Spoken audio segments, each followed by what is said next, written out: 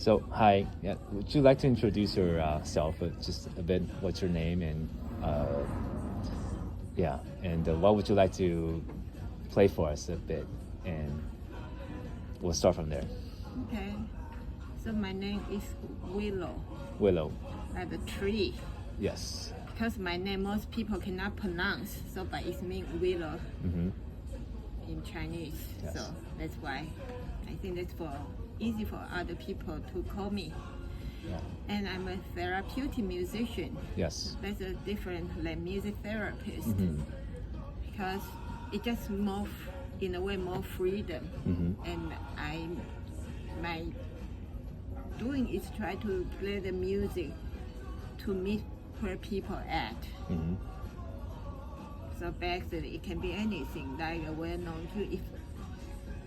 If people can request me what music they like, it can be Stairway to Heaven. Yes. Amazing Grace. Yeah. Of course I don't know all the music, but as long as they can show me how the music sound, they can hum to me or play on their device. Yeah. And I'll try to pick up the mood or the motif or the melody of it, and I make out of it. Yes. On the spot for them. Yes. So that's what I'm doing. And of course the music is a universal language. When people cannot talk and communicate, music is also the language of emotion. Yes. It will be, help people to cry, to remember, to laugh, or to forget, or to be here and now. Okay. And so it can be, there's no right or wrong music, it's just appropriate music. Yes. And sometimes silence is maybe sometimes we need, not always music or noise, or nature sound from bird, wind, water, all kind of nature sound. It can be anything, as long as it make people feel better or help people to fall asleep. Okay. So what would you like to play at this moment? That's just right at the...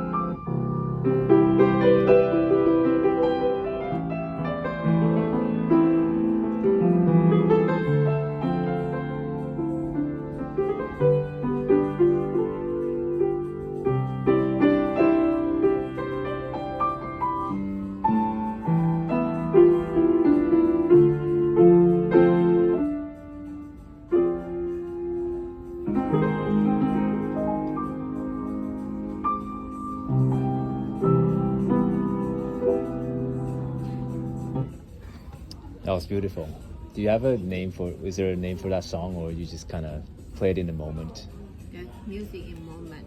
Okay. And since the background music show us, I just had to find a way to end it. To end it, yeah. That's amazing. So how did you come up with how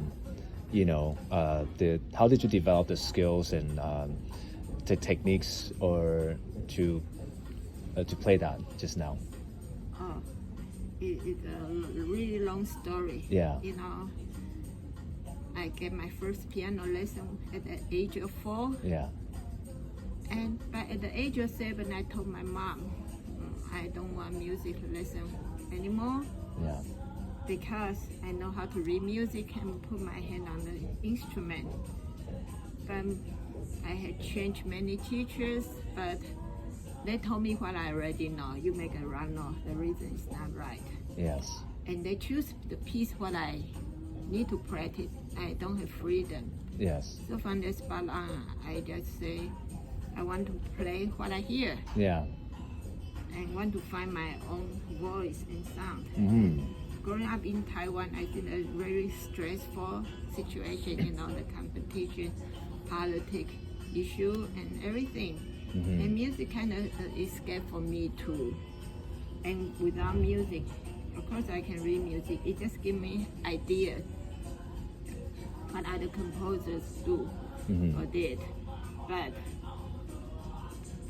with that, I mean, I learned to make my own music. But I think the tipping point is when I got a job as a therapeutic musician in the largest hospital in Alaska. Right. But that's just a position to play the harp Yes. for patients. Yes. And they're mostly dying. And that's new for me, but I was open. I was desperate to have a full-time job as a musician, and that position was available for me because I was willing to try and play the harp. And I got an instrument I'm not familiar. That's a music thanatology harp. That's different than the concert harp with 7 pedals. You can change pitch, half note, up and down in nature thing. So in a way, and you had to change the lever to switch half note, but it's on the other side. So it sounds kind of like you had to play the piano. If I play the piano, now I had to relearn to play the harp. So after 3 days, I think I had to find a way. I want to make the music and the instrument. That's new to me.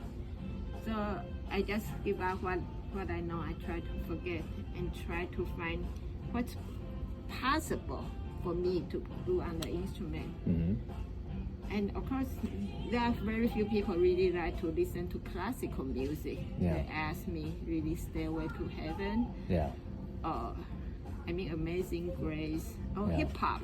Or screamer. I mean, the music terminology I never heard about. Then I ask, how does that sound? Can you show me? If they can sing and hum, that's fine. But if they can describe to me. Or he would say, the bass is like, and what's the rhythm and thing. So I try to add it up. Layers. So maybe something totally different, but it was a fun process to interact with the patients. And some are really teenagers. They are saying, harp is so feminine, it's not cool. But I said, whatever you like. They said, can you play Lady Gaga? Can you show us some of that, Lady Gaga?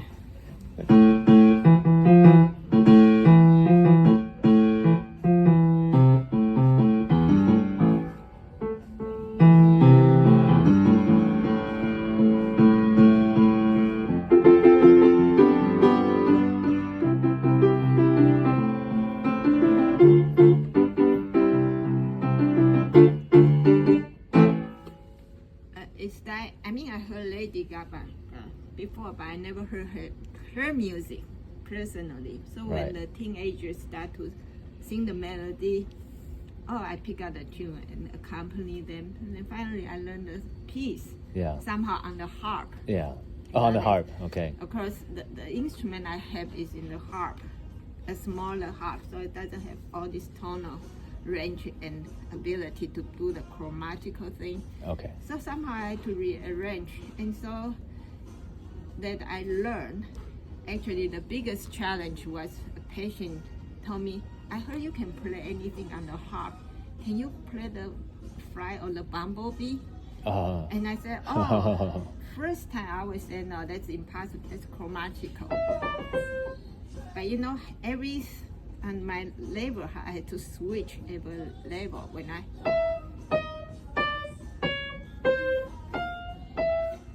you can switch, you like play the guitar body, but the harp has a level. It takes much time than you just moving the finger around. And so I try, and finally it sounds off.